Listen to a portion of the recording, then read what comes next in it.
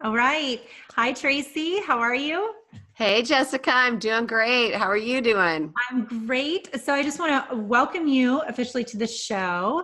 Tracee Gluhaich, correct? Yep, you got it, girl. Johnson to Gluhaich. It's a mouthful. Yes, I hate butchering people's names, so I always try to get that right. So I'm really excited to have you on the show today, and I'm excited to introduce you to my listeners. So before we kind of get diving into all of this, I think we have some really great topics to talk about. People are going to love listening to this today. Before we get into that, can you just give me, kind of in your own words, just give us a little bio about yourself and kind of how you got to where you are today? Okay, so I'm 53, been married almost 30 years, mother of 3 boys, live in California all my life in the Bay Area. And I used to be a chronic dieter. So I grew up with my parents always dieting, yo-yo, back and forth, back and forth. And for whatever reason, I had this quest for skinny. I had this belief that meant love, and that goes from way back. And I always wanted to be thin. And looking back at myself, I was just a little obsessive. And then as I watched my parents age very unhealthily, and like my dad had cancer 5 times, my mom has Alzheimer's, Hashimoto's, depression, all kinds of problems, I realized what a waste of time it was for me to be chasing a number on the scale. And then what I needed to do is shift into just changing and being healthy and strong. And one of my clients said that she remembers me saying such a long time ago that I'm never going to be skinny, so I'm going to be healthy and strong instead. And I thought, wow. So that's my focus really as an integrative health coach, personal trainer, is to help women to age stronger. That's awesome. I love that. And going back to what you said about when you were younger, the quest to be skinny, I think so many of us women can relate to that. Growing up, same thing. Many of us, myself included, have gone through the yo-yo dieting and always on a quest to be skinny. And like you said, I'll look back at myself and think, but I was like, why was I? But I was never satisfied. It was never good enough. I was always chasing the next thing. And then of course, through babies, I am also a mom of 3 boys, 2 girls as well, but the 3 boys, we definitely have that connection. That's a special connection, mom of boys. Yeah. But we, growing up, and then of course, after babies and then trying to get back to that, whatever that was. But I feel like, I wonder if you had this experience, but I feel like it started with someone with me, maybe, losing weight or being thin or working out hard enough or something happening where someone would say, wow, what are you doing? You look great. You look good. Have you been going to the gym a lot? Whatever it is. And then I felt like from then on, I was always chasing that kind of approval. Like that, I've lost enough weight. I've worked out enough. Even though it was never enough in my mind, it was like I constantly needed that reinforcement. Does that resonate with you? Do you know what I'm talking about? Yeah, I remember one year I was in high school and I went on something I call the iced tea diet. Basically, I was fasting. I was just drinking iced tea and I got down to nothing. And I remember going to school. I was probably a sophomore and everybody was like, oh my gosh. And but mine actually isn't even from that. It was more from my dad said to my mom when I want to say 10, if you ever get fat again, I'm leaving you. Oh. And he left her for a little skinny woman. And she had 2 kids. And we lived in Florida for about 1.5 years of my life. And I was like 4th, 5th grade. And then we came back here because they got a divorce. And that for some reason just stuck in my head. Mm-hmm. And so I don't know why, but it just was always there. And so that I think is what began that quest. And then watching my mom on all these diets, I thought, well, I guess I needed to diet. And then when we were here, my best friend was like super skinny, yet she was always dieting. So I just thought that was what we were supposed to be doing. Yeah, it's like this. And that's really interesting that you could kind of maybe trace it back to that was the trigger for you. Because I think if as women, we think about it, we can probably think about the very disordered thought or event that triggered those thoughts for us, that we need to somehow, like, that is the epitome of, I don't even know, like, that's the goal, right? Like, that's what we're chasing after, is whatever that standard is, whatever the event was, or the person was, or the, whatever it is, the picture, the whatever that sets that for us. And then we kind of just keep chasing that. And like you said, your mom, I watched the same thing, the yo-yo dieting. And well, if, your mom is like, when you're growing up, that's your barometer for everything beautiful, right? Like, my daughter said to me the other day, we were in the car, and my son said, so my daughter's 7, my son's, that was in the car with us at the time, was 13. And he said, "Oh, Mom, I wonder what Gabby's going to look like when she gets older." And Gabby, my daughter, is actually adopted. And she looks a lot like me right now. I have 2 adopted girls. But Gabby specifically looks a lot like me. So people have no idea that she's adopted unless we tell people. And she pipes up real quickly and she goes, "I'm going to be beautiful, just like Mommy." Aww. And so but in that moment, it just made me, kind of go back to when I was little, and there was nobody more beautiful than my mom. I mean, to me, my mom was it. She was the epitome of beauty. Yet if that wasn't good enough for her, and she had to do all the dieting, what's that say about me? Wow. That is a really good point, Jessica. I've never even thought about it that way. Yeah. I think it's important for us as mothers to really, especially, I think about this a lot now that I have little girls. I didn't think about it as much with boys, although it can certainly affect them as well. But now that I have little girls, I think about that, like, it's how important it is for us, like you're doing for your children, to model the healthy behaviors. Like, you want to be healthy because you feel good and you want to live a long, prosperous life and be around for your grandkids and your, and not just live a long life, but live a long, healthy life. Right. Yeah. Yeah. So, One thing I say to people is that it's not the years in your life, it's the life in the years. And so many people, they start taking medication and having side effects and needing more medication, having more side effects. And it's just, the only winner in this whole medical world is the pharmaceutical companies. yes. It's like, it just makes me crazy. My dad's in chemo, and I'm like, so I call him up. I'm like, "What are you doing?" He goes, "Oh, eating some candy." I'm like, "Are you kidding?" He goes, "Oh yeah, they give us candy and cookies and stuff while we're getting our chemo." I'm like, "Well, that's a way to stay in business, for crying out loud." I mean, his doctor told him, I said, "Dad, you've got to get off the sugar." And he's like, "My doctor said I could eat whatever I want." And I'm just like, whatever. I've had family members in the same situation, Tracee, and it makes me crazy. And to think that for someone to say that if you bring this up or you talk about this, that, you're feeding into this whole like conspiracy theory around medical care is insane, because it's a fact. I mean, you cannot tell, like, I could just go on about this. And so I won't get on a soapbox, but it is maddening, because a doctor has, even though I understand they don't get a lot of nutritional training. I understand that they really shouldn't be giving nutritional advice, but to tell a patient that is going through chemotherapy treatment that continuing to assault their body with the chemicals and sugar and things that are in that candy is okay is absurd. It's absurd. It should be malpractice, to be honest. I mean, from the simple facts and mechanisms of a PET scan, they should understand that the tumors, right. I'm not a doctor. Okay. So I might be saying this wrong, but the tumors are a primary feeder on the glucose injected in the PET scan, right? Yes.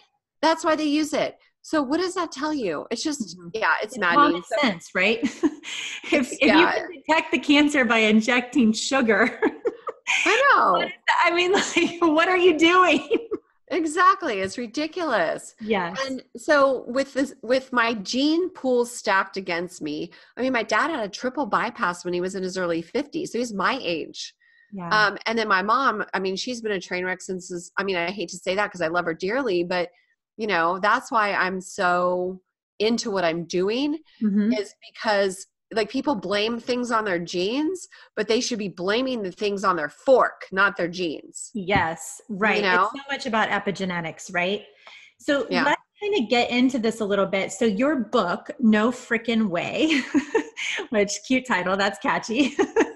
Thank you. It sounds like, I have not read it yet, so I want to be upfront and honest about that, but it sounds really awesome. So I want you to kind of tell my listeners more about this. I know that from what I have read about it, it says that you feature 21 healing foods and recipes with 21 self-care practices that the reader can add to their lifestyle. So kind of talk to us a little bit about this. Let's start with the 21 healing foods.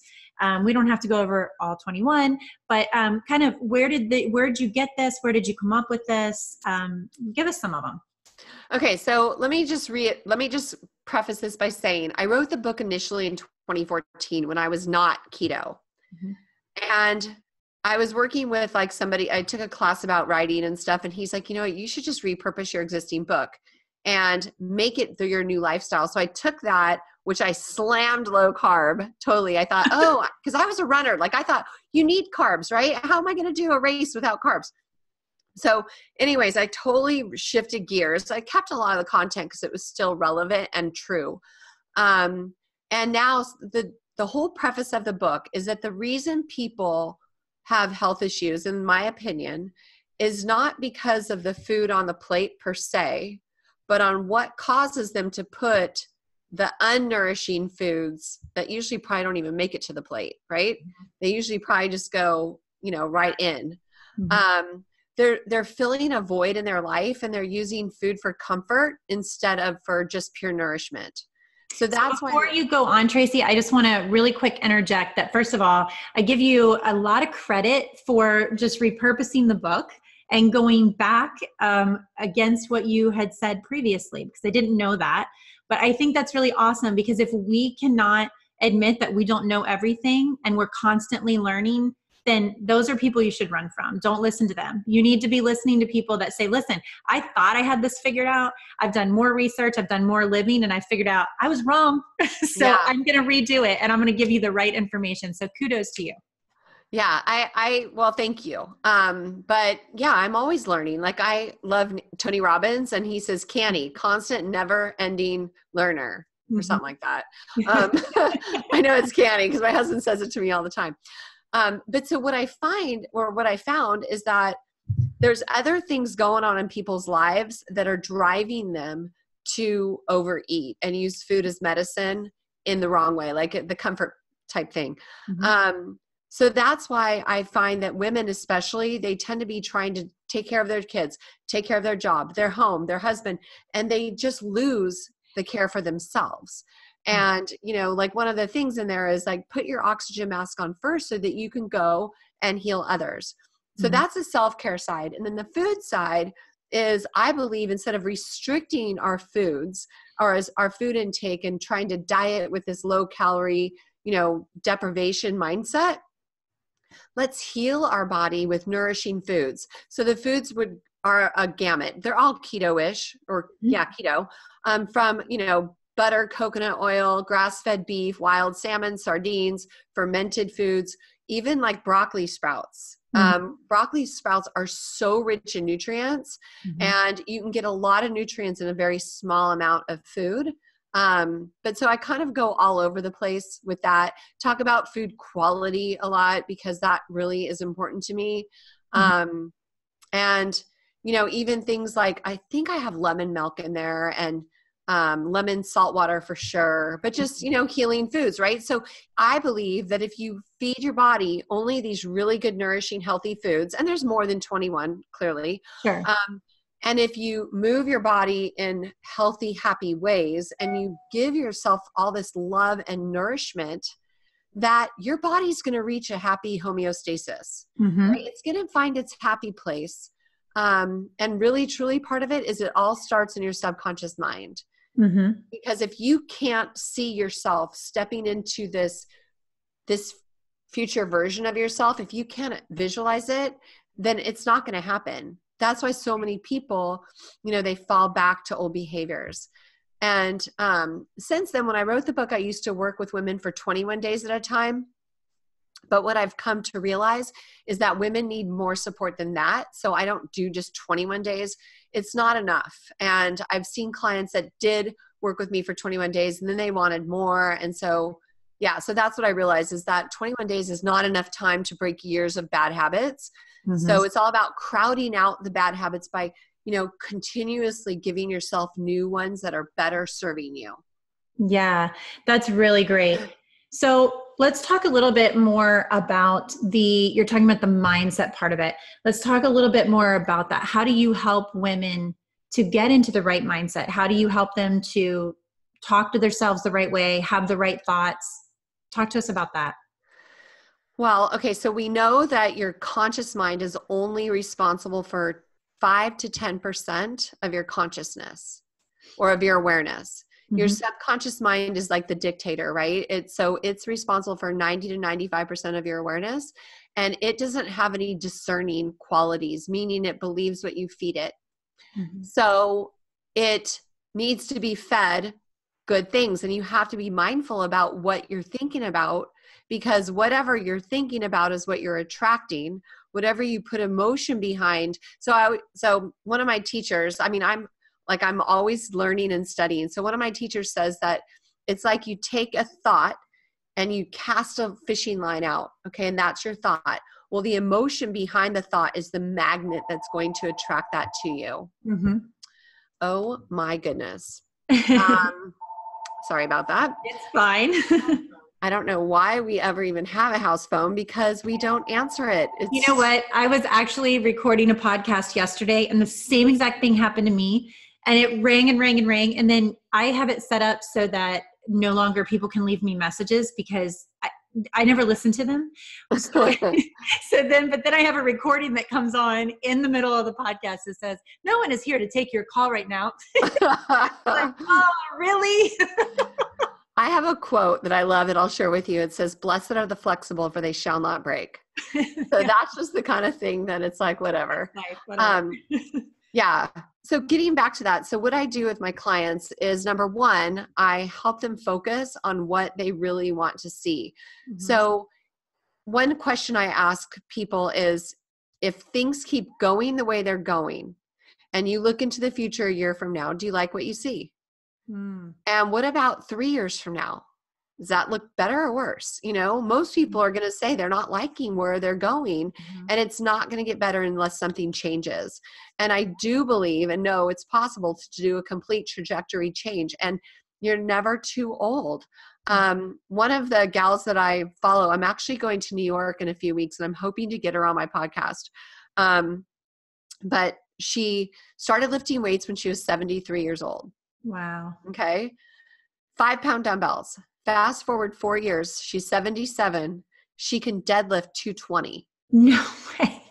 That's incredible. That's awesome. So that gives you a message of hope, right? That's, to me, like, so amazing to hear that. So yeah. So this gal, like, that told me that, you know what? Everybody's excuses are usually just a bunch of BS, right? You can have excuses or results. You're not going to have both. So pick one. Right. Absolutely. So do you work a lot on having people focus on, like, what they're saying to themselves, like things that when I'm talking with women, a lot of what we work on as far as mindset is getting them to change that voice in their head, getting them to change, like, when they look in the mirror, they may be thinking or saying, oh, look at this. I don't like this, or look at my flabby arm or whatever. And instead focusing on, even if you don't believe it right now, focusing on saying things that you want to believe, because you're talking about the trajectory, like, where do you want to be? Do you work in that kind of a space, or how do you do that? Totally. Because in order to move to the next level, you have to love where you're at, because when you love where you're at, you're raising your vibration. So meaning the positive feelings that are in you, right? So I do Qigong, and that is about raising your vibration. Reiki raises your vibration. And when you have a high vibration, you're going to attract more high vibration things, right? So you want to come from a state of love, joy, peace. I have this whole mantra that I use. So then when you love where you're at, and you put your vision out to what you really want, then your emotional vibration, your state is going to be higher. So when you're casting that line and you're reading your vision statement, then you're going to attract what it is you want. And there's studies. I mean, there's a study that the subjects were doing, they were visualizing doing bicep curls. And after the end of the study, their strength increased by 30%. That's freaking crazy. Like 30% strength increase by not even moving your arms. That is crazy. I've never heard of it not even moving your arms, but definitely when working out, I had a trainer once that used to tell us that when you are lifting those weights and you're doing that, really focus on whatever muscle it is that you're using. And then that does help to just really hone in on that one muscle, that body part, whatever it is you're trying to do. But to get a 30% increase and you're not even moving that muscle, that's insane. And they repeated the study with cast. They put casts on their arms, or maybe a different group, I can't remember, but they said, no way, those people had to be doing something. So they did another study with casts and it still happened. I mean, there's numerous things that I can repeat. Like there was one that they did with piano, people playing the piano, and they had them visualize it. And after the time, they were able to play the notes without even practicing on the keyboard. Wow. So we know from even athletics that our minds are very, very powerful, and our subconscious doesn't understand the word, it's not discerning. So it only believes what you feed it, but it also doesn't understand the word, I'm not going to do this, or it only here's the thing. So if you say, I'm not going to eat sugar, your subconscious hears eat sugar. So I would say to change that like mantra or that, self-talk and say, I only put healthy foods in my body. So it's a positive thing instead of I'm not going to do this or I'm not going to do that. Yeah, I really like that. I think that's good. And I have heard that before, that you really have to focus on what it is that you want, not what you don't want, because your mind doesn't differentiate. It's whatever you're speaking, it's going to go in there. And so you need to be speaking only what you want. And I think that's awesome. It's a very critical point, right? But something that a lot of people, we miss. And even when we're trying to do it right, and even when we're trying to focus on what we think is moving in a positive direction, we can really miss that point. Yeah. Yeah, totally. And so what I say to my clients is write your vision statement a year from now as if you're already living it, and read that in the morning when you wake up, and at the night. Like one of my clients, I had her tape it on her bathroom mirror because she's like, I always forget. I'm like, well, tape it on your mirror. That way, when you brush your teeth before bed and when you brush your teeth when you get up, it's the first thing that you're going to see. So put your vision statement on your mirror. So she did, and now she can remember. So while she's brushing her teeth, she can do it. But the secret is you really want to do it with emotion. So you want to really just so when I do Qigong, I oftentimes visualize like a really great outcome and I ask questions like, who am I going to help today? What can I do to make my life healthier or happier? Or who can I support today? Because I also believe that the more you give, the more you're going to receive. Absolutely. 100% on board with that. So, and I don't hold a lot of space around outcomes. So, I talk to a lot of people about being my client, and I want them to be my client because I know I can help them, but if they're not ready, that's okay. Like I want them to be ready. And so I don't hold a lot of space around an outcome other than I want to help people, and inspire people. So whatever's meant to be is going to be. And if I just keep showing up every day, I can, that's all I can ask for because I can't control other people. So, but that's kind of it in a nutshell, really. It's just about really loving yourself so that you can step into your better self, or I should say a better self, and know that, it's never too late. Also, one thing I really want to touch on, Jessica, is I find women in particular tend to focus at the gym on cardio. And they take classes after classes after classes, and they feel like they've just got to sweat and they've got to do this cardio. And if you look at studies and about exercise efficiency, it's way, way better long-term to do strength work. And, but I think a lot of women are afraid to go into the gym and step foot into a gym with dumbbells and barbells and all of that. So I just want to inspire women that they're not too old. It's never too late, but it's way more effective to do strength work than cardio. It is. And not only are studies showing that it's more effective for like what women maybe would be going after. They want to burn more fat, right? Or burn calories, more calories for longer period of time after their workout. But not only that, but your focus is on aging healthier and aging stronger. And that is so critically important for you don't want to have muscle loss we naturally start losing muscle as we get older, right? So we need to be focused on that. And women specifically, we need to be focused on, watching out for osteopenia and osteoporosis and lifting heavy. That's a huge help there. Can you talk a little bit about that? Oh yeah. So when you have a bar on your back, okay, and you're doing squats, you are putting tension on your bone structure. And that is fantastic. And so I have a trick. So a lot of women are afraid to squat. And so what I say is to go and just start with something light, put it on your shoulders. It's way more effective than holding it down by your sides.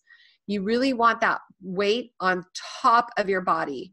And so my new trick is you go into a squat rack and you measure like how far you want to go without going way too low. So one thing you can do is like kind of tap your booty against a bench that's kind of behind you. Mm-hmm. So you're reaching for it just a tad, but you want to be able to like tap a bench.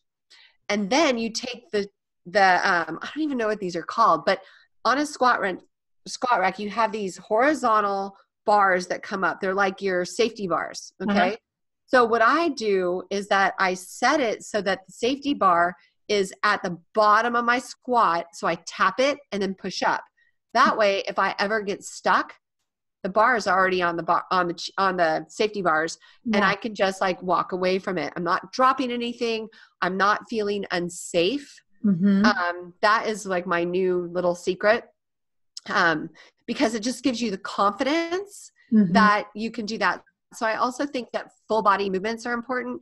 Squats, deadlifts. I don't love a barbell bench press. I like the dumbbell bench press. Mm-hmm. I just find you have more range of motion, and it's just healthier for your body with shoulder. You can tweak your shoulders on a barbell. Mm-hmm. And then shoulder press is great because if you're standing and doing shoulder press, you're using your whole body for stabilization. Mm-hmm. And then pull-ups are really good too. So yeah, those are pretty much my favorite go-tos. But when you do this, you're improving your bones, you're improving your muscles, and you're improving your confidence. Yeah. So one question I put out on social, is it easier to get a strong mind or a strong body? How would you answer that? I'd probably say a strong body. Yeah.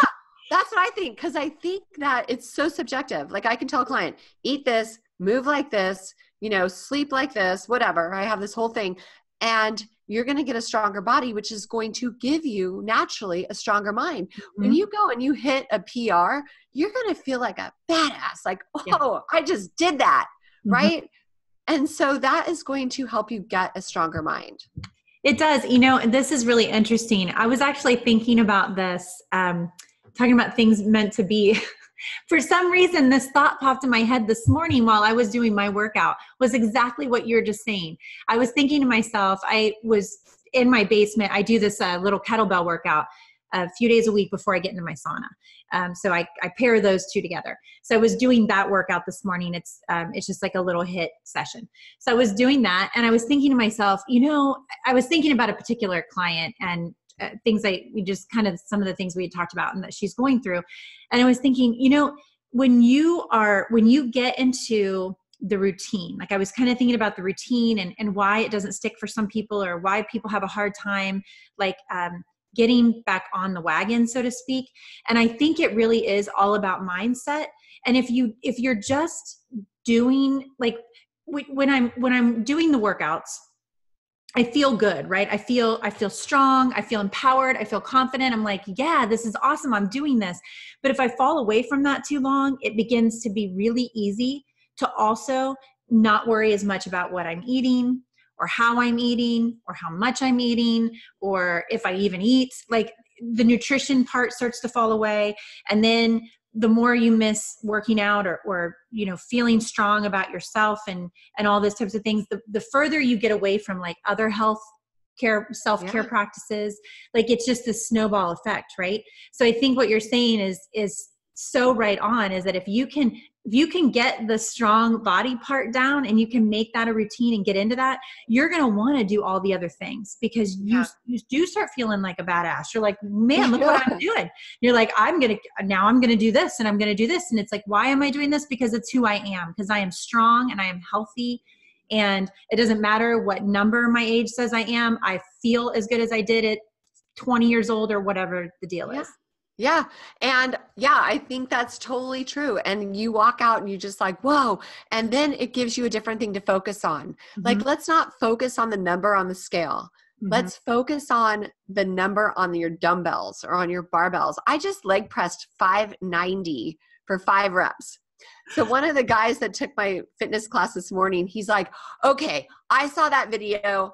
You inspired me. I hit 450 or whatever. And he did like, I don't know, 8 reps or whatever. And I'm like, awesome. So that to me is like the best part ever. Like, just get stronger and focus on, like I saw that quote, like, don't focus on the number on the scale, focus the number on your dumbbells going up instead of that number going down, Yes. And you will reach that sweet spot and that happiness place for your body by just focusing on those positives instead of waking up in the morning, step on the scale and go, great, Mm-hmm. So that I think is really discouraging for many. Like one of my clients I've been working with for, I want to say 3 or 4 weeks, she posted on our Facebook group today that she's lost 3 inches on her waist. Wow. So that's the other thing I think is important. Forget the scale. Focus on your waist measurements or all your measurements and a picture instead of looking at that stupid number on the scale. That's why it says no frickin' way, but tell your listeners it's WEIGH. Yes. There's a quote. It says, it's in the book, but it says, why weigh yourself when you can roll in broken glass and light yourself on fire and feel the same way? That's so true. That's so awesome. Yeah. Yeah. That was one of the taglines for the book. So that's hilarious. One of the inspirations for the book. So that's so funny. So what other, talk to me a little bit about what other self-care practices that you help people to focus on so that they can age better and healthier and stronger. What are some of those? Oh, there's a lot of those. Okay. So my happy place is working out. Like I love working out. I love walking outside. I do that almost every day for 2 miles with my dogs, being out in nature, because where I go is like this really great, outdoor park. Getting that vitamin D is super important. It's the happy vitamin. Mm-hmm. So being outside without sunscreen, super important. Oh, I am so happy to hear you say this. I was just going to ask you, you're living in California. You're talking to me about getting outside and getting vitamin D. So I was going to ask you what sunscreen SPF are you wearing? So I love that you're not. No. Why? Crazy. So vitamin D is so good for us, right? Why are we prohibiting it from absorbing into our skin? And then you wonder why there's such a vitamin D deficiency. I mean, it's epidemic, but also we're being pushed about, if you don't want to get skin cancer, you better slather on SPF 2050. Or it's ridiculous. And the chemicals in that stuff is going to give you skin cancer faster than the sun. Right. Probably give you worse than skin cancer. You'll end up with you're going to end up with that. And then you'll end up with who knows what else, because it's going to get into your system and spread everywhere. Mm-hmm. Mm-hmm. That's how I feel. And my other thing is, I love, do you have those little Chinese reflexology foot spa places near you? Oh my gosh, girl, I don't know. I feel like I am talking to my sister from another mister. No, seriously. So that is, so my husband loves massages, and he goes probably about once a week and gets a full body massage. And I'm not going to lie, I love a full body massage too. It's great. But we go to this little place. It's almost across the street from our house. It's just down the road. And it is a Chinese place, and they do the reflexology. And so when he gets his full body massage, I will do an hour reflexology massage. I mean, they are on my feet and my hands for an hour. And people are like, how can you do that for an hour? Yeah. I have no idea. It's amazing. And that has been life-changing for me. We've been doing that for several years now. Yeah, we go every week, usually on Sunday. That's like probably my favorite self-care thing that I do. You know, like I also, I'm a big proponent of personal growth work. So reading your 10 pages a day, super important. You know, feed your mind things that are going to help you grow. I'm working on a series right now called Think and Grow Girl, which is based on the principles in, have you heard of the book Think and Grow Rich? Yes, of course. So it's based on those principles, but it's all about growing in life. Because I really do believe if you're not growing, you're dying. And I've heard somebody say, if you're not growing, you're rotting. I'm like, think about an apple. You take the apple grows on the tree. As soon as you pick the apple off the tree and put it on the counter, what happens? It starts rotting. So there's just no gray area. You're either going one direction or the other. I say that because I live on a farm with 5 acres. We have 80 fruit trees. Wow. And I know now that I'm keto, I hardly don't eat the fruit at all. Like maybe when we first harvest it. But you know, my husband's like, this is BS. Like 80 fruit trees, please. Am I ever going to eat 80 fruit trees worth of fruit? No way. That's funny. No, I think that's a really great perspective. And my husband and I say, when you stop moving, you're dying, you start dying, because I feel like, you know, we watch our aging parents, you know, they retire and then they don't do anything. And we also don't believe in retirement, which, you know, is a lot of people are like, what do you mean you're not going to retire? And we own several businesses and companies. And we are like, you know, I don't think we'll ever retire. We're always going to be doing what we love in one capacity or another. And because we really believe you stop moving, you stop having a purpose, you start dying. I mean, that's when, because we watch it, we see it happening. And it's proven. It has something to do with your limbic brain, where your body or your brain needs to be needed. And so if I have somebody who's retiring, it's like, okay, well, where are you going to volunteer? Yes. Like, what are you going to do to create a passionate purpose to get your booty out of bed every morning? Yeah. If you don't have a reason to get up, why get up? Right. Yeah. And I think your body starts to just, I think it goes back to your thoughts, right? Like your mind, your brain starts telling yourself like, yeah, I don't have anything to do. I don't have a purpose. There's no reason to move these. There's no reason for my muscles to stay strong anymore. There's no reason. I don't even need these bones. Like they can be brittle. It doesn't matter. Like I don't even really need my brain anymore. So I guess that can start to atrophy. Like, I mean, you have to have a purpose. Your entire life, you better have a purpose. And socialization is key when people are aging. Like the more social you are, studies show that the better outcome you have because you're getting joy, you're getting outside, you're doing things. My mother-in-law is 85 and she is so busy. She plays poker, bocce ball, bunko twice a month. She's so busy that she's like a young 85. My mom is 76. She's a very old 76. And with what you just said, you know, there's that whole saying, I'm sure you've heard, if you don't use it, you lose it. Yeah. And it happens fast. I had knee surgery and in seriously, just like a week, my quad was mush. Now, thank God for muscle memory. I was able to build it back. But shoot, it was like gross. I'm like, what happened? You know? Yeah. Right before you said that, I think that was the first thing that popped in my head was muscle memory. Again, another thing I was thinking about today, actually, because we have recently moved and I've been under a lot of stress. There's been a lot of stuff going on. And the last couple months I've been totally out of my normal routine. And I was thinking this morning, thank God for muscle memory, because you know, I've gotten out of that routine. I feel totally out of shape compared to where I normally am. And I was just thinking this morning, wow, man, after just a couple of weeks of kind of getting back on it, you know, that it would have been a much different story had I not started with that foundation, right?